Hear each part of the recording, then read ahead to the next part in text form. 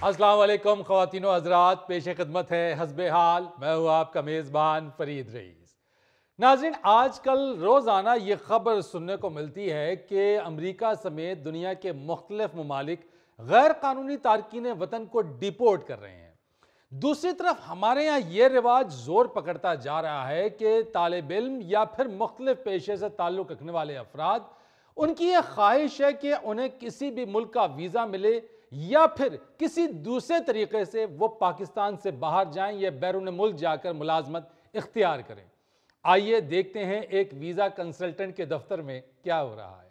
बेटा जी, ये मेरा बेटा बड़ा पढ़ाकू है, इसने पढ़ पढ़ के अपनी सेहत खराब कर ली है। अली नजर आ रहा है, नजर आ रहा है। लेकिन पढ़ाई में इसने एक मिनट भी जाया नहीं किया। ये तो अगर इतना लायक फायक बच्चा आपका, तो इसको बाहर जाने की क्या जरूरत है, यही स्टडी करे, फिर एमफिल या पीएचडी के लिए स्कॉलरशिप ले और चला जाए बाहर। सही जी वो भी कर लेगा, फिलहाल हम इसको यहाँ से भेजना चाह रहे हैं। क्यों? यहाँ तेज हवा चलती है। कि इसकी पढ़ाई से हसद करने वाले हमारे रिश्तेदारों ने इसके ऊपर जादू टूना करवा दिया है। ओहो, जो पिछले 4 साल से ये मैट्रिक पास नहीं कर पा रहा। वाह वाह वाह वाह, माशाल्लाह, इतना लायक फायक बच्चा है। जी हाँ। अब मैं जो पढ़ूंगा वो बाहर जाके ही पढ़ूंगा। जाहिर है, जाहिर है। बेटे ये ज़हन में रखना, बाहर किताबें बहुत मोटी होती हैं। ये ना हो कि कोई किताब खोलो तो उसके ऊपर ही गिर के बेहोश हो जाओ, और अगर कोई किताब अचानक बंद कर गया तो तुम्हारा स्टिकर बन जाना है।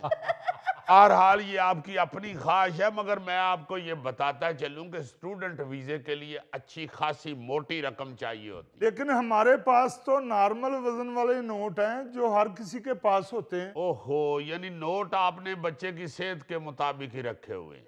सरैया इधर आ जा, ए दफ्तर महाराष्ट्र कंसल्टेंट का। एक्सक्यूज मी, अच्छे भले मार्स में आपने रस डाल दिए हैं, और थोड़ी देर बाद आप फिर बाकरखानी भी डालेंगे। तशरीफ रखिए। मेहरबानी।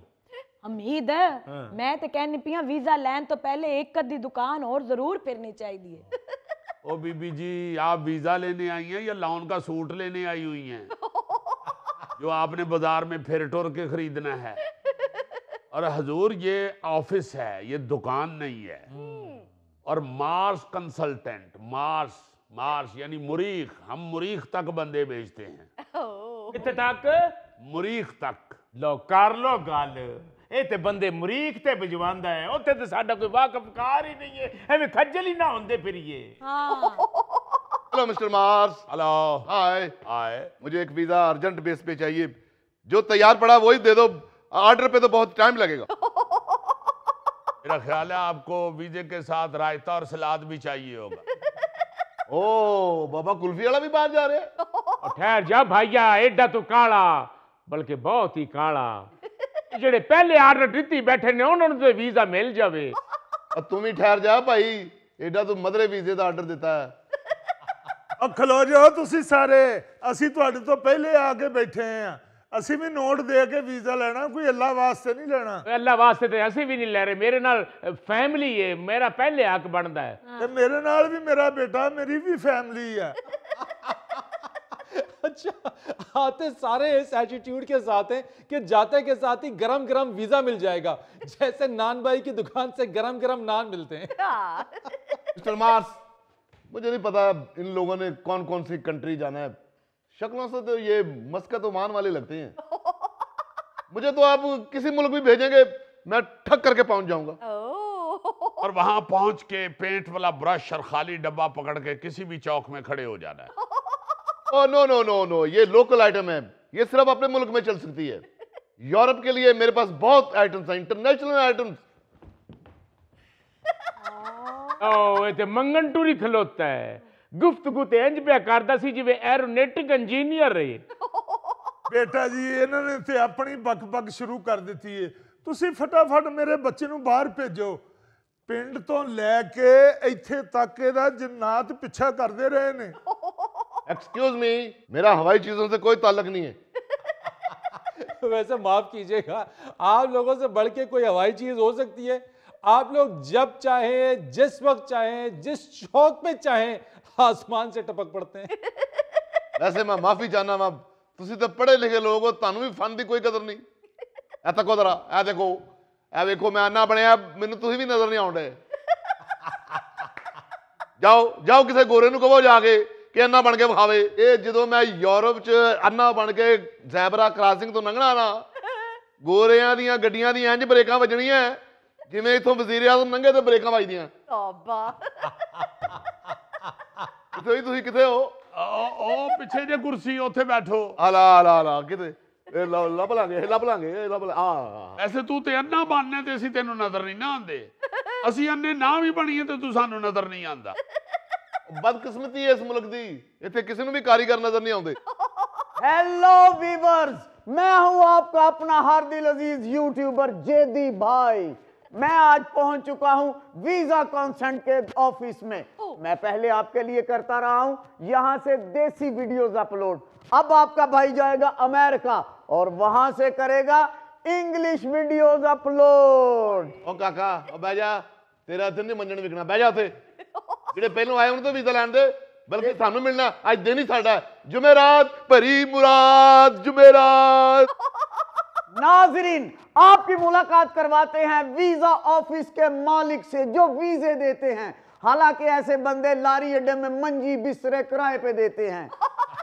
आपका भाई आपको दिखाएगा मजे मजे की दुनिया। नाजरीन ये देखिए, ये नई नस्ल का हिरन दरियाफ्त हो चुका है। और देखिए नाजरीन, मुल्क में कितनी बदहाली है। वीजा लेने के लिए भाई पंगूड़े वाला भी आया हुआ है। ਉਹ ਕਾਕਾ ਪਰਾਂ ਲੈ ਜਾ ਆਪਣਾ ਕੈਮਰਾ, ਸਾਡੇ ਸ਼ਰੀਕਾਂ ਨੂੰ ਪਤਾ ਚੱਲ ਗਿਆ, ਉਹਨਾਂ ਨੇ ਸਾਡਾ ਪਿੱਛਾ ਸ਼ੁਰੂ ਕਰ ਦੇਣਾ। बाबा जी फेमस हो जाएंगे। और मेरे प्यारे दोस्तों ये देखिए, ये है वो इंजीनियर जो इटली में जाके तूड़ी वाले घोड़े बना के बेचेगा। ओ शट अप, तूड़ी वाले घोड़े बना के बेचेगा। हम मेहनत नहीं करते, हमारी बिरादरी में जो मेहनत करता है उसको बिरादरी से निकाल देते हैं। ओ बेटे इधर आके बैठो आराम से जी। ये बंद करो इस कैमरे को। जी सर, ये मेरा व्लॉग बनेगा, आप भी मशहूर होंगे, मेरे भी जरा व्यूवरशिप आ जाए। मैंने तो मैं नहीं मशहूर होता, मेरे पास तो पहले ही बड़ा लोड है। मैं अब किस किस को वीजे दूं? ओ भाई साहब, जो पहले आया उसको पहले वीजा मिलेगा। ओ भाई, लेडीज फर्स्ट। मेरे साथ जनाना साथ है, वीजा पहले मुझे मिलना चाहिए। हाँ। तो यार आपने वीजा वीजा वीजा वीजा की रट लगाई हुई है, ये तो बताइए कि आपको किस मुल्क का वीजा चाहिए? ए भी तू दसना है, जे ए भी असी तेनु दसना है तो फीस केड़े काम दी ले रहे तू? फिर मेरे हिसाब से तो आपको कब्रिस्तान का वीजा सूट करता है। ओहो, मैं बताती हूँ। देखें जी, मैं एक पढ़ी लिखी गांव की खतून हूँ। हमें पता चला कनाडा ज़राई वीजे दे रहा है। जी हाँ दे रहा है। आपको ज़राअत का कोई तजुर्बा है? लो, ऐसा वैसा तजर्बा। सवेरे मैं 2 धड़ियां गोंगलू पुट के ले आया। हाँ जी, असी ते दोवें ज़राअत दे माहिर हां। मैं ते कंध तो 20 फुट परा हो के थापी सुट्टा ना तो सीधी कंध ते जाके लगदी है। हाँ। देख लिया आपने नाजरीन, हमारे पास एक ऐसा जोड़ा बैठा हुआ है जिसने एलन मस्क की सारी मशीनरी को पीछे छोड़ दिया है। ये भाईजान अपने हाथ से गोंगलू पूटते हैं और ये जो बहन है 20 फुट दूर से पाथी सीधी कांध पे मारती हैं। देखें डियर्स, मैंने आपकी तमाम एबिलिटीज नोट कर ली हैं, मगर मुझे देखना पड़ेगा कि जो कनाडा का एग्रीकल्चर वीजा है उसमें गोंगलू पूटने और पाथियां सूटने की क्या पोजीशन है। मगर ये जहन में रखिएगा कि आपको इंटरव्यू अंग्रेजी में देना पड़ेगा। ओ भाईया, अंग्रेजी अल्लो हाथ तंगे। ओहो, मैं कर लांगी। सर जी, मैनू अंग्रेजी बड़ी सोहनी बोलनी आंदी है। I am very good English ji. I know this phone, this head of table. वाह वाह वाह वाह, आपको बड़ी मुबारक हो जनाब। खैर मुबारक। आपकी बीवी ने एक भी फिल्म में काम नहीं किया और फिल्म स्टार मीरा बन गई। ओ भाईया, मैं ते घरों सुरैया लेके आया सा और यहाँ आके मीरा बन गई है। ऐसे ऐसे इस मुल्क में मौजे हो रहे हैं, आप क्यों इतना प्यारा मुल्क छोड़ के जा रहे हैं? जी हाँ नाजरीन, आज आपने देखा मेरे व्लॉग में सुरैया से लेके मीरा तक का सफर। ऐसे कैसे नमूनों पे कैसा कैसा खब सवार है मुल्क से बाहर जाने का। तौबा। ओ भाई जी, मैं सिर्फ थापियां ही नहीं ला लेंदी, मैं ते डंगर भी सांभे होए ने। नजर आ रहा है, नजर आ रहा है। हुणे ही तो मैं 2 मज्जां नुआ के आई हां, हाली तो सुक्कियां भी नहीं होनियां, गिल्लियां ही ने। उन दोनों गिल्ली मज्जों का भी वीजा चाहिए आपको? ओ पहले ऐसी जाके दो में सेट हो जाइए ना, फिर डंगर भी ले जाएंगे। वैसे मेरा आप लोगों को मशवरा है, हम वीजे से पहले यहाँ लैंग्वेज कोर्स कराते हैं। 3 महीने का कोर्स है, 20,000 रुपया महीना हमारी फीस है। 3 महीने के बाद आप फर अंग्रेजी बोलनी शुरू कर जाएं। अगर उसके बाद भी बंदा इंटरव्यू में फेल हो जाए, गोरों की बात समझ में ना आए, तो फिर यहाँ रिश्तेदारों के जादू टूने से बचा के तो मैट्रिक की ट्राइयां ही करते रहना। जी अंग्रेजी तो इसकी बहुत अच्छी है, बस सेहत ही माड़ा है मेरा ख्याल। और जी मसला ये है कि इसकी अंग्रेजी लोकल है, गोरों को समझ नहीं आएगी। आप बिल्कुल ठीक कह रहे हैं, लोकल मशीन में और वलायती मशीन के सिस्टम में फर्क तो बहुत होता है। बहुत टाइम जाया हो रहा है यहाँ। ओ भाई, मेरा एक एक सेकंड बहुत कीमती है। जितनी देर मुझे यहाँ बैठे हुए हो गई ना, 15 दफा इशारा बंद होके खुल गया होगा। अगर आप मुझे आते ही मुझे सऊदी अरब का वीजा दे देते तो अभी तक मैंने 250-300 रियाल इकट्ठा कर लेना था। नाजरीन, आप देख रहे हैं ये मांगने वाले किस तरह रियाल और दिरहम कमाते हैं, और इसीलिए ये अपनी नानी की बरसी पे करोड़ों रुपए की रोटी पका देते हैं। और काका कितने खजल होंडे हैं, एसओटीओ को कैमरा ला ते धूनी वाला कुजा बन ते मेरे नाल दुकाना च धूनी दे, तू भी नानी दे खत्म ते करोड़ा ही लाएगा। ओ भाई, मैनू पुठियां पुठियां पट्टियां ना पढ़ा, मैनू ते इथों चंगे भले डॉलर आउंदे ने पे। यही तो वो लोग हैं जिसकी वजह से पाकिस्तानियों की रेपुटेशन इतनी खराब हो गई है कि हर एयरपोर्ट पर हर बंदा हमें शक की निगाह से देखता है। और जनाब, इन्होंने तो इस कदर हमें बेइज्जत करवा दिया, ये तो फ्लाइट उतरने का भी इंतजार नहीं करते, जहाज में ही खड़े हो जाते हैं और शुरू हो जाते हैं, बहनों भाइयों मेरा मकसद आपको तंग करना नहीं है, मगर हालात ऐसे हैं कि एयरपोर्ट से उतरकर घर तक जाने के लिए टैक्सी का भी किराया नहीं है। हाय हाय हाय। अगर मेरी मदद कर देंगे तो अल्लाह ताला आपको भी खैर खैरियत से घर पहुंचा देगा, नहीं तो फिर दुनिया ते जहाज ते डिगण ही डे ने। ओ जनाब, अब वो हालात नहीं रहे हैं। धड़ाधड़ गैर कानूनी तरीके से पहुंचे हुए और गैर कानूनी कामों में मुलव्विस पाकिस्तानियों को डिपोर्ट किया जा रहा है। हाँ जी। ए भाई जी, मैनू ये थे दसो, ए जेड़ा अंग्रेजी दा इंटरव्यू है, ये साडी जगह ते कोई और बंदा बह के नहीं दे सकदा। देखा, हमारी सोच का आगाज ही 2 नंबरी से होता है। हाँ जी। ओहो, my English is slow but working. क्या जरूरत है किसी और को बिठाने की अपनी सीट पे, मैं खुद ही सारा कुछ संभाल लूंगी। Ma'am, I know your English is working, but your husband is not working. That's why I tell you, अंग्रेजी का कोर्स कर लो तो चंगे रहोगे। तो अगर फिर भी पास ना हुए तो पैसे वापस हो जाएंगे। लो। तुम्हारी मैट्रिक में सप्ली आती है तो सारे साल की फीसें वापस करते हैं वो। भाई, मुझे तो वीजा दो ना, मेरा अंग्रेजी बोलने से क्या तल्लक, मैं तो गूंगा बन के भी अपनी जॉब कैरी कर सकता हूँ।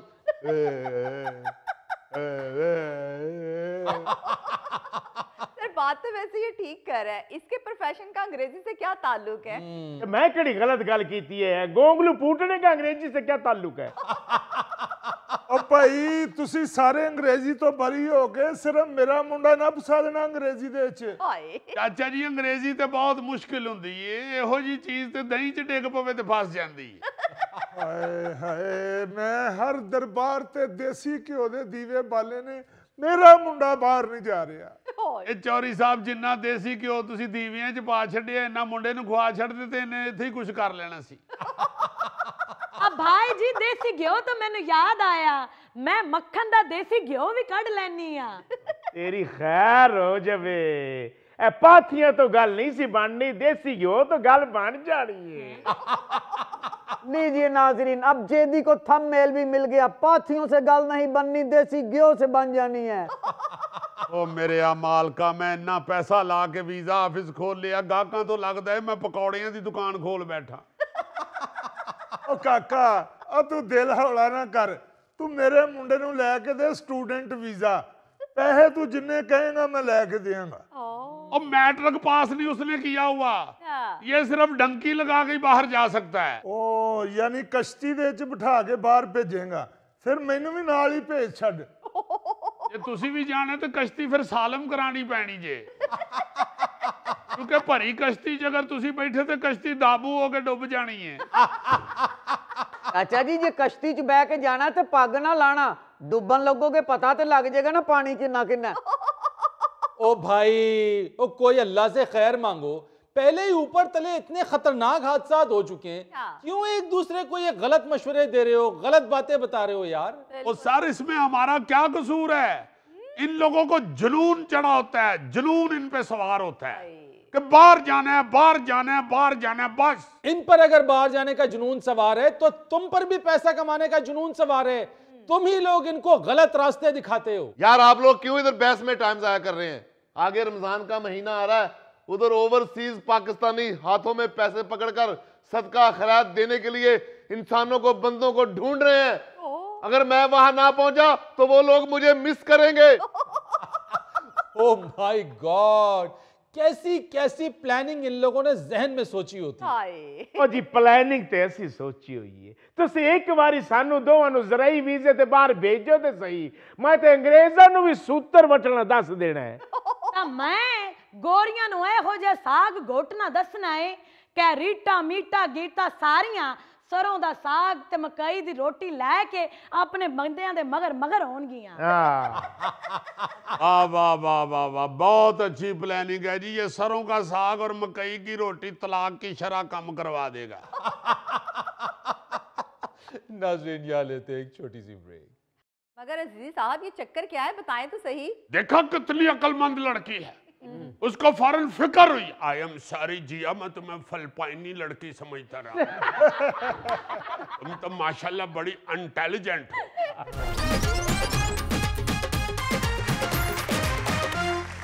नाज़रीन दिलचस्प और हैरानकुन खबर के लिए चलते हैं अजीजी की तरफ। ततीरो रो वाट निहारा सांवल मोड़ मुहार। वाह वाह वाह वाह वाह, आज तो लगता है जेम्स बॉन्ड ज्यादा ही दुखी है। खबरें ही दुखी होती है, क्या करे जेम्स बॉन्ड। जेम्स बॉन्ड कोई घरों नहीं दुखी, जेम्स बॉन्ड अखबार की वजह से दुखी है। ये दुखी खबरें क्यों लाती हो जेम्स बॉन्ड, क्यों लाते हो? कितों तेरे वास्ते मैं मज़ाहिया अखबार छपवा। तो यार सुनाओ तो सही, कौन सी दुखी खबर है? ये सुनेंगे तो सारे दुखी हो जाएंगे। अच्छा नाज़रीन जी न्यूज जेम्स बॉन्ड 0092 जो आपको खबर पेश कर रहा है, जरा गौर से सुने। जर्मनी के बर्लिन एयरपोर्ट की पार्किंग में 1 साल से खड़ी लावारिस गाड़ी की पार्किंग फीस $2,09,000 तक पहुंच गई। ये $2,09,000 का मतलब है 5,83,96,000 पाकिस्तानी रुपये। खबर मंजरे आम पर आने के बाद ये मामला बैनुल अक़वामी शह सुर्खी बन गया। अजीजी मैं करता हूँ 15 पे फोन, तुम्हारा पकड़ा जाना ही बेहतर है। वो तेरा भला होवे, कोई करोड़ा तो घट तो खबर आउंदी नहीं तेरी। विच कोई माड़े दिल दा बंदा बैठा हुंदा यार। सही कह रहे, सही कह रहे। यार तुम तो ऐसे तड़फ रहे हो जैसे गड्डी तुम्हारी खड़ी है उधर। ये वो कंट्रीज हैं जहां पे असूलों के ऊपर जिंदगी गुजारी जाती है। वाह, और किसी के साथ कोई लिहाज नहीं होता। बिल्कुल। मगर अजीज साहब ये चक्कर क्या है, बताएं तो सही। देखा कितनी अक्लमंद लड़की है, उसको फौरन फिक्र हुई। आई एम सॉरी जिया, मैं तुम्हें फलपाइनी लड़की समझता रहा। तुम तो माशाल्लाह बड़ी इंटेलिजेंट हो। दरअसल जो एयरपोर्ट की पार्किंग होती है ना जी, हाँ जी सर। बाहर के ममालिक में उसकी इतनी फीस होती है, इतनी फीस होती है, इतनी फीस होती है कि लगता है गड्डी किसी प्राइवेट यूनिवर्सिटी में दाखिल हुई हुई है। और यूरोप में मसरूफ एयरपोर्ट्स पर तो ये खर्चा और भी ज्यादा होता है। अच्छा। और जिस हवाई अड्डे की मैं बात कर रहा हूँ, यानी ये बर्लिन का ब्रेंडनबर्ग हवाई अड्डा, बताया जाता है कि यहाँ गाड़ी पार्किंग एरिया में पहले 10 मिनट मुफ्त हैं। अच्छा। उसके बाद 30 मिनट के लिए $11 अमेरिकी हैं। 1 घंटे के $23 और 24 घंटे यानी पूरे दिन की फीस $552 है। अब तसव्वुर करें वहां एक गाड़ी को पूरे साल के लिए अगर कोई पार्क कर जाए कितने डॉलर बनते हैं। हालांकि ये गाड़ी भी काफी कीमती है, लेकिन इतनी भी कीमती नहीं जितनी पार्किंग फीस बन गई। और ये तो गाड़ी है ना, बहुत सारे मुल्कों में तो एयरपोर्ट पर जहाज खड़े खड़े मिट्टी हो रहे हैं, लेकिन उन्हें कोई लेने ही नहीं आ रहा है, क्योंकि एयरपोर्ट पर पार्किंग की फीस ही इतनी ज्यादा अल्लाह मैनू माफ कर, इतने पैसों में नवा जहाज आ जाता है। जहाज का पायलट तो ये भी नहीं कह सकता कि भाई जी तुहाडे बूहे के मैं 2 मिनट जहाज खड़ा करके जा रहे हैं, अब मैं हुणे आया, मैं मूंगी की दाल लैन चले। उसको तो एयरपोर्ट पे ही खड़ा कर लेना। आपको पता है 2023 की एक रिपोर्ट के मुताबिक जहाजों की पार्किंग फीस के हवाले से दोहा जो है ना जी, कतर जी वो एयरपोर्ट दुनिया में सबसे महंगा हवाई अड्डा है। अच्छा। और जी वो तो कतर है ना, वो तो एयरपोर्ट ही दुनिया का इस वक्त खूबसूरत तरीन एयरपोर्ट पाया गया है। बिल्कुल। और ये तुम तो जाते रहते हो जहाज में बैठ के, ऐसे तुम्हें शर्म नहीं आती? यार शर्म किस चीज की, इतने सारे लोग बैठे होते हैं और मेरे से भी ब्लैक ही बैठे होते हैं, तो मैं भी बैठ जाता हूँ, शर्म किस बात की। आपको एक और हंसी वाली बात बताऊं, 2023 में सियालकोट एयरपोर्ट पर 5 साल से पार्क गैर मुल्क की एयरलाइन के तैयारे की पार्किंग फीस मांगी गई, तो थाईलैंड की इस कंपनी ने अपना राब्ता नंबर ही बंद कर दिया। सियालकोट एयरपोर्ट वाले जब भी पायलट को फोन मिलाएं, आगे से आवाज आए आपका मतलूबा नंबर आरजी तौर पर बंद है। और पायलट ने अपना घुट के फोन बंद करके उत्ते इट रख छड़ी। जब राब्ता नंबर मसलसल बंद मिला तो एयरपोर्ट इंतजामिया ने अदालत से नीलामी की इजाजत मांग ली। अदालत ने सियालकोट एयरपोर्ट इंतजामिया को जहाज की नीलामी की इजाजत दे दी, जिसके बाद एयरपोर्ट इंतजामिया ने जहाज बेच के अपने पैसे पूरे कर लिए। और ये जहाज जो है ना, ये कोई तगड़ा बंदा ही खरीदता है, किधर तुम समझो कि छानबूरे वाला भी ले लेंगे। अच्छा, जिसने खरीदा खरीद के फिर वहीं खड़ा कर दिया उसने। नहीं यार ਇਹ ਬੰਦੇ ਨੂੰ ਪਤਾ ਹੁੰਦਾ ਨਹੀਂ ਕਿਸੇ ਗੱਲ ਦਾ, ਇਹ ਤੇ ਨਿਰਾ ਮੁਲਤਾਨੋਂ ਲਾਹੌਰ आ के समझदा मैं सारा कुछ लूट लिया है। यार जहाज उसने खरीद के एयरपोर्ट पे खड़ा करना ना, घर तो नहीं लेके जाना। अच्छा, एक और आपको हंसी वाली बात सुनाऊं, पाकिस्तान को अपने 2 तैयारे इंडोनेशिया के जकार्ता एयरपोर्ट पर लीज तनाजे की वजह से पार्क करना पड़े थे। जब 2 साल 4 महीने बाद लीज की रकम का मामला खत्म हुआ तो पता चला कि दोनों तैयारों की 26 महीनों की पार्किंग फीस $1,54,00,000 हो चुके हैं। क्योंकि इस एयरपोर्ट पर जहाज की 1 माह की पार्किंग फीस $6,00,000 है। अच्छा। इसलिए दोनों तैयारों की 26 महीने की पार्किंग फीस $1,54,00,000 बन गई। और वो तैयारे भी वहीं खड़े के खड़े रह गए। और वो भी बेचारे गा रहे हैं, सांवल मोड़ मुहार। अब पता चला आपको कि क्यों शटाट में अजीजी ने गुलकारी की थी।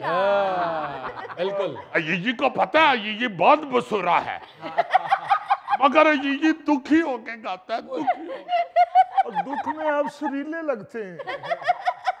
इसी तरह बांग्लादेश का एक मुसाफिर बरदार जहाज जो है ना जी, वो पिछले 7-8 साल से इंडिया के रायपुर एयरपोर्ट पर खड़ा है। अच्छा। उसकी पार्किंग फीस भी 1.5-2 करोड़ भारतीय रुपये के करीब हो चुकी। अच्छा, हिंदुस्तानी 1.5-2 करोड़ रुपए, ये तो बहुत थोड़ी फीस है यार। वो रायपुर एयरपोर्ट में सस्ता सा है ना, उधर रनवे के ऊपर किनुआ माल्टियां दी रेडियां भी लगी होंगी। पहले अनाउंसमेंट होती है जहाज आने वाला है, रेडियां हटा लो। इस तरह कई जगहों पे रेलगाड़ी की लाइन के ऊपर नहीं रेडियां लगी होती, वो दूर से रेलगाड़ी हार्न भी जाती है तो फटाफट सारी दुकानें चौक के साइड लो। रेलगाड़ी गुजर जाए तो फिर दुकानें लग जाती है। नाज़रीन, यहाँ लेते एक छोटी सी ब्रेक। अब देखो ना जरा, लोगों को पीछे लगाने के लिए सीरियस तकरीर भी कर लेते हैं, वज़ाइया तकरीर भी कर लेते हैं, डांस भी कर लेते हैं। ऐसे आदमी को सदर नहीं कहते, करैक्टर एक्टर कहते हैं।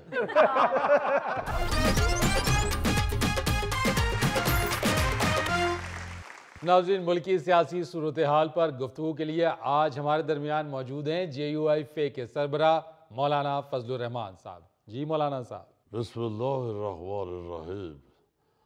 सबसे पहले तो मैं आप लोगों का शुक्रिया अदा करूँगा। जी नहीं, पहले आपका नहीं, सबसे पहले मैं वज़ीर आज़म पाकिस्तान जनाब शहबाज शरीफ साहब का शुक्रिया अदा करूँ। अच्छा, क्योंकि वो मेरी तीमारदारी के लिए अपनी गुलगू मसरूफियात में से वक्त निकाल के तशरीफ़ लाए। और इसके साथ साथ मैं जनाब मोहसिन नकवी साहब का भी शुक्रिया अदा करता हूँ। उनका क्यों शुक्रिया अदा कर रहे हैं? वो तो नहीं आए थे आपकी तीमारदारी के लिए। हाँ जी। देखिए, आजकल रवाज है कि किसी का भी शुक्रिया अदा करे तो साथ मोहसिन नकवी साहब का शुक्रिया अदा करना पड़ता है। मौलाना साहब, शहबाज शरीफ साहब आपकी तुम्हारदारी के लिए तशरीफ लाए थे। आप बीमार हैं?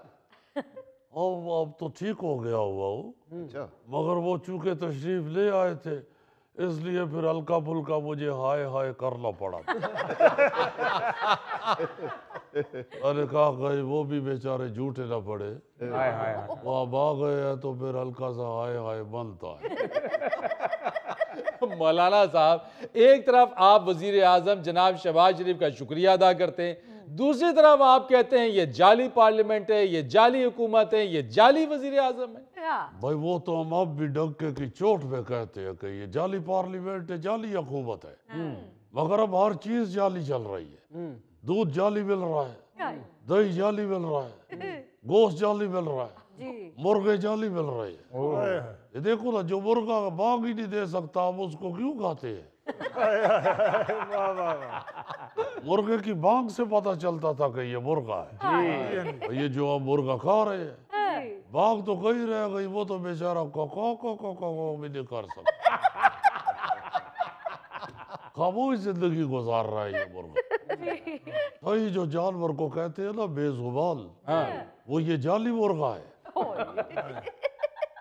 ये जो 2024 में जाली इलेक्शन हुए हैं और उसके नतीजे में ये जो जाली हुकूमत बनी है, हम इसको नहीं मानते। हमारी तो पार्लियामेंट, हमारी ताकत आवाम है। ये बिफरी हुई आवाम जब सड़कों पे आएगी तो ये जाली पार्लियामेंट में जलजला आ जाएगा। मौलाना साहब, अच्छा खासा वो मुल्क चला रहे हैं और आप उसे जाली हुकूमत कह रहे हैं। वो तो अच्छा भला ऑपरेशन भी जाली इंसान कर रहा है, जैसे अब रिमोट कहते हैं। तो उसको क्या हम इंसान मान ले? हुकूमत चलाने का क्या है? अभी रिमोट ऑपरेशन कर रहे हैं। अभी हमारे एक दोस्त ने ऑपरेशन करवाया, उसका रिमोट ने ऑपरेशन किया। उसने पहले अस्पताल वालों से पूछा मेरा ऑपरेशन कौन से डॉक्टर साहब करेंगे। अच्छा, अस्पताल वालों ने बताया डॉक्टर रिमोट बेग साहब तुम्हारा ऑपरेशन कर। उसने कहा अगर दौरान ऑपरेशन डॉक्टर साहब की बैटरी खत्म हो गई तो फिर? अस्पताल वालों ने फिर यकीन दिलवाया कि आप फिक्र न करें, हमने एक्स्ट्रा बैटरी भी रखी होती है। इसलिए ये रिमोट हुकूमत अपने जहन में रखे कि जब तक बैटरी है इनकी हुकूमत चल रही है, पीछे से पावर आना बंद हो जाएगी, इनकी हुकूमत खत्म हो जाएगी। बहुत ही मायने खेज बात कर रहे हैं आप मौलाना साहब। अच्छा, ये बताइए कि वजीर आजम शहबाज शरीफ साहब से आपकी मुलाकात कैसी रही? अच्छी रही है। देखे, कोई आदमी अगर आपकी खैरियत दरियाफ्त करने आता है तो उसका शुक्रिया अदा करना तो बनता है। उन्होंने खैर खैरियत पूछी मेरी और बार बार मेरे टखने की तरफ ही देखते रहे। अच्छा, वो वहाँ पे जो चोट आई थी पहले उसी को बार बार देखते रहे। और शायद ये सोचते भी रहे होंगे कि मौलाना कहीं स्कूटर से स्लिप हुए हैं। अगर हमने बताया कि अब सारा कुछ ठीक ठाक है। सर, खैरियत दरियाफ्त करना तो बस एक रस्मी कार्रवाई है, असल बात तो हाजिरी लगवाकर मामला दुरुस्त करना है। देख खैर, ये हमसे बेहतर कौन जानता है। अब समझते हैं जब भी कोई हुक्मरान हमारे दरवाजे पे आता है तो हम समझ जाते हैं कि ये किस चक्कर में आए हुए। उसके बावजूद मैं इसलिए उनका शुक्रिया अदा करता हूँ कि उन्होंने तारीख के सुनहरी उसूलों को दोहराया है सही कि हमेशा प्यासा कुएं के पास चल कर जाता है, जी कुआं प्यासे के पास नहीं आता। वाह वाह वाह वाह। बल्कि जितने दर्द भरे अंदाज से वो बार बार मेरी खैरियत दरियाफ्त कर रहे थे, वे उनकी प्यास के लेवल को समझ रहा था। और मुझे यकीन था कि वो और थोड़ी देर गुजरी तो उन्होंने इधर उधर से कुछ कंकरियां तलाश करके पानी की सतह बुलंद करने की कोशिश भी कर ली है। वाह वाह वाह वाह वाह। मौलाना साहब, आप कहते हैं कि कुआं प्यासे के पास नहीं जाता, लेकिन ये नलका तो घर घर पहुंचा होता है।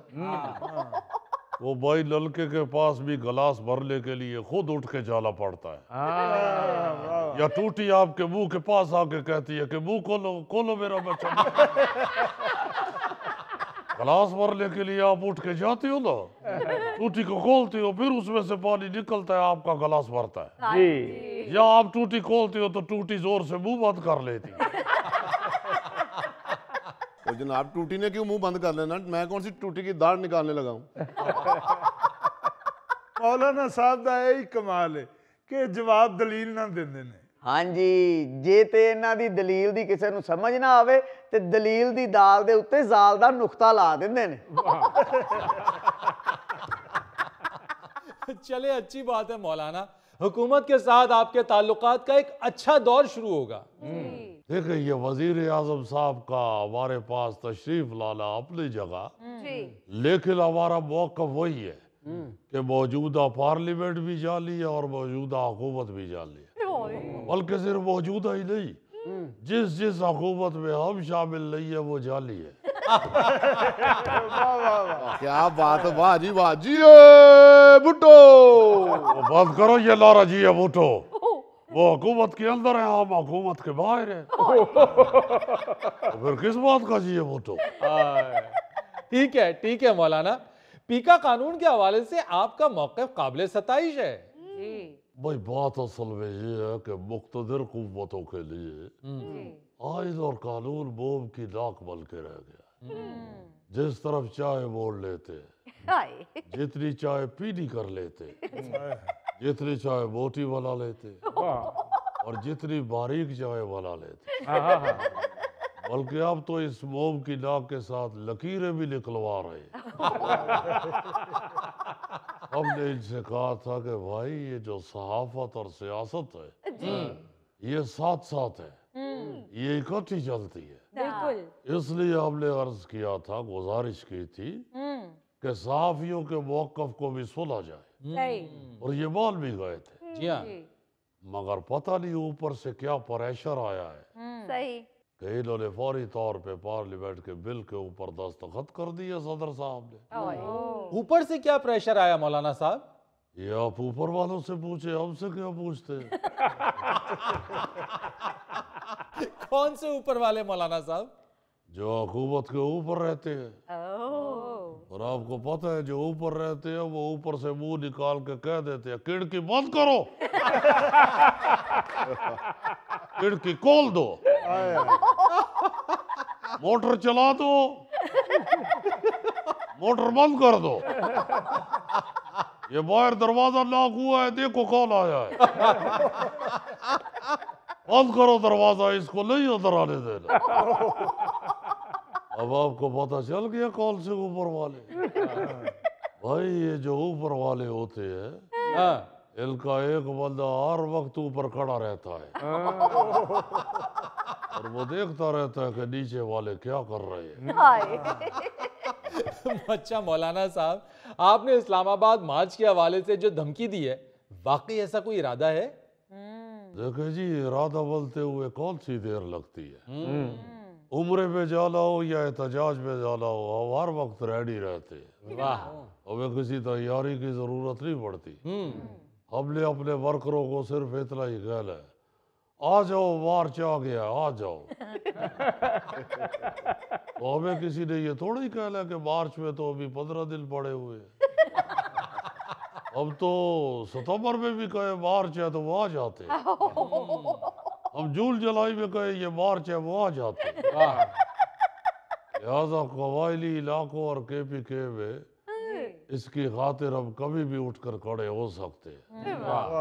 नहीं, ये तो हम बिल्कुल जानते हैं। अच्छा, ये बताइए कि आप अमेरिकी सदर डोनाल्ड ट्रंप के मुखालिफ हैं, उनके बारे में अच्छी राय नहीं रखते? उसकी शक्ल ही अच्छी नहीं है। ऐसे शख्स को देखते ही लाशौरी तौर पर मुंह से निकलता है ला हौल वाला कुव्वत। वो सिर्फ सदर नहीं है, वो बहरूपिया है, बहरूपिया। ऐसे लोग आवारे अच्छे भले तैयार हो के सूट वूट पहन के गर्दन के अंदर से छुरी गुजार के हाथ में ईंट पकड़ के एकदम बारात में घुसाते और उनको देख के सारी बारात खौफजदा हो जाती। अब देखो ना जरा, लोगों को पीछे लगाने के लिए सीरियस तकरीर भी कर लेते हैं, मजाहिया तकरीर भी कर लेते हैं, डांस भी कर लेते हैं। ऐसे आदमी को सदर नहीं कहते, करैक्टर एक्टर कहते हैं। क्या बात नाज़रीन, या लेते हैं एक छोटी सी ब्रेक। यार नोट गिनते हैं तो ऐसी कौन सी बात है अजीजी, ये बैंकरों से कवाल ज्यादा मेहनती होते हैं। कवाल पहले नोट इकट्ठे करते हैं, फिर जोड़ते हैं, फिर गिनते हैं। नाज़रीन, I am sorry, I am sorry. ये फंस गया बेवकूफ।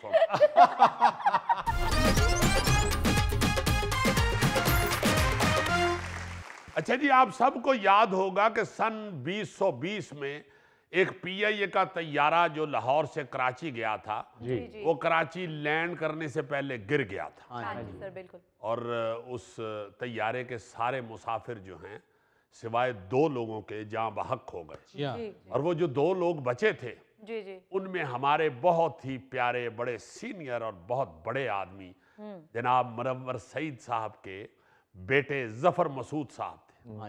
और जफर मसूद साहब जो हैं वो बड़ी मारूफ शख्सियत हैं, चूंकि वो बहुत बड़े बैंकर हैं। और आजकल भी पंजाब बैंक के माशाल्लाह प्रेसिडेंट हैं।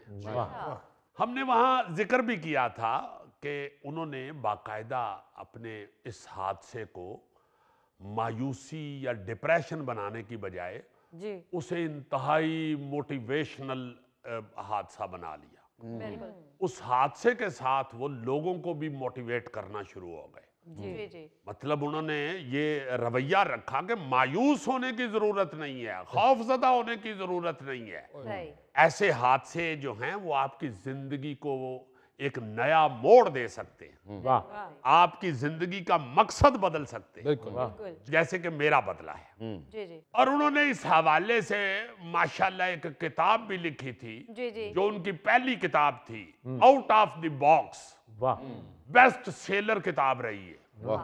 और अब माशाल्लाह माशाल्लाह उन्होंने एक और किताब लेख मारी है। अच्छा, अच्छा, हालांकि लोट गिन गिन के मेरा ख्याल है उन बेचारों को फुर्सत नहीं मिलती, उनकी उंगलियां थक जाती होंगी, क्योंकि इतना बड़ा बैंक चलाते हैं वो। यार क्या फजूल बात कर रहे हो, बैंक का प्रेसिडेंट नोट गिनता है क्या? यार जो ईमानदार और सख्त मेहनती होते हैं वो गिनते हैं खुद। वो कहते नहीं, इधर फड़ाओ सारे, मैं गिन के रखांगा। भाई नोट गिनने के लिए मशीन होती है, मशीन। आई एम सॉरी जनाब, माशाल्लाह कितने सियाने बियाने लोग यार, दानिश्वर प्रतीक। यार नोट गिनते हैं तो ऐसी कौन सी बात है अजीजी, ये बैंकरों से कवाल ज्यादा मेहनती होते हैं। कवाल पहले नोट इकट्ठे करते हैं, फिर जोड़ते हैं, फिर गिनते हैं। नाज़रीन, I am sorry, I am sorry. ये फंस गया बेवकूफ। तो बात हो रही थी जफर मसूद साहब की। तो उन्होंने तड़ातड़ मोटिवेशनल लेक्चर दिए, किताब लिखी, और इस दफा तो जो किताब के लिए उन्होंने मौजू चुना है उस पर बात करते हुए भी लोग डरते हैं। इतना खौफनाक हादसा। उनकी नई किताब का नाम है सीट 1C। ये वो सीट है जिस पे वो बैठे हुए थे। उन्होंने इस किताब में इस मौजू पर भी बात की है कि कैसे इस हादसे में मौजाना तौर पर वो महफूज रहे और उसके बाद जिंदगी तब्दील कर ली अपनी। इस किताब में उन्होंने अपने जज्बात शामिल किए हैं कि जब अल्लाह ताला आपको मौका देता है तो जिंदगी के मकसद कैसे समझ में आते हैं। हाय हाय हाय। मैं तो ये सोच रहा हूं कि ये भी क्या मोटिवेशनल बुक होगी। और ये जो किताब है ना जी, इसका लिखना या अपनी याददाश्त को या अपने एक्सपीरियंस को किताब में महफूज करना, ये बहुत बड़े लोगों का काम हो, बिल्कुल सही। जो बड़ी सोच के मालिक होते हैं। मैं तो किसी वक्त बहुत दुखी होता हूं कि इस तरह के लिखने वाले, लोगों को मोटिवेट करने वाले कहाँ चले गए, कहाँ चले गए यार। आप जरा सूफी तबस्सुम साहब को याद करें।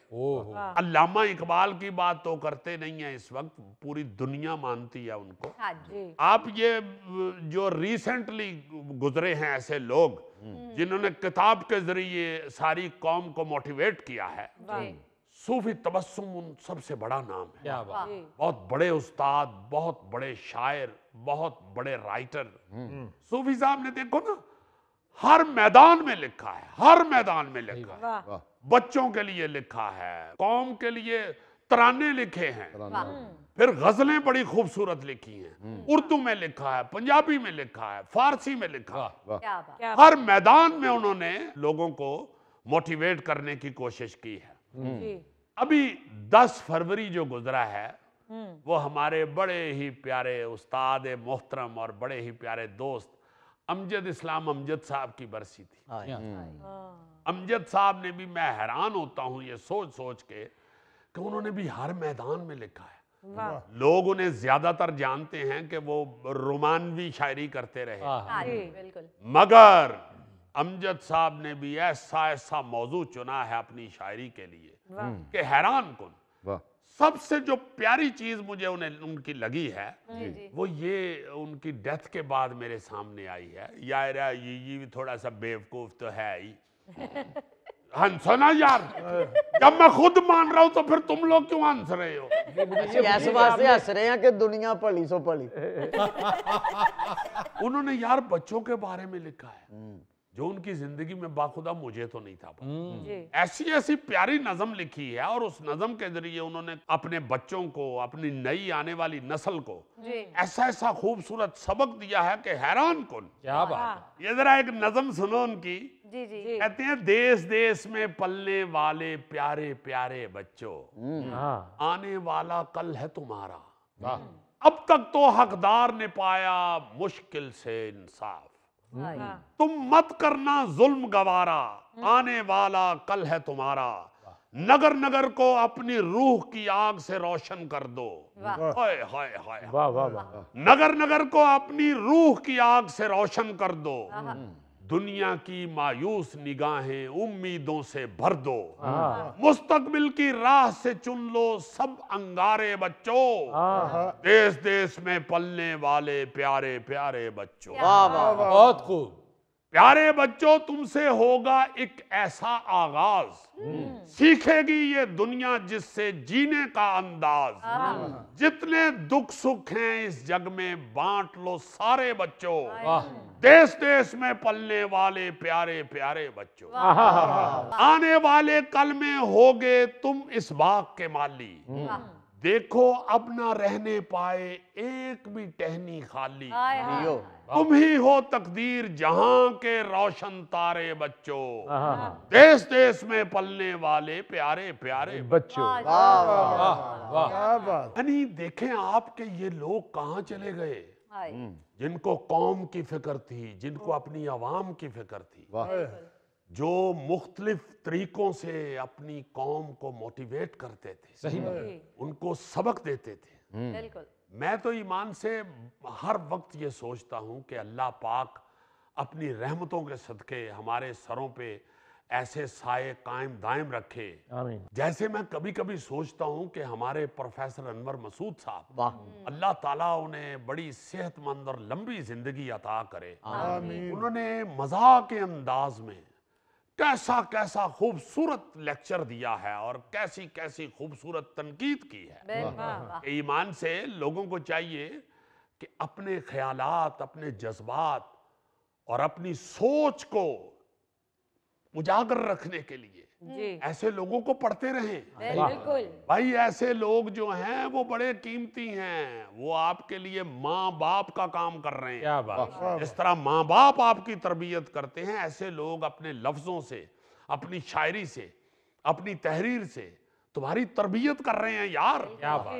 अल्लाह पाक ऐसे लोग जो हम में जिंदा हैं उनका साया हमारे सरों पे सलामत रखे और अमजद इस्लाम अमजद साहब को करवट करवट जन्नत नसीब करे। आमीन।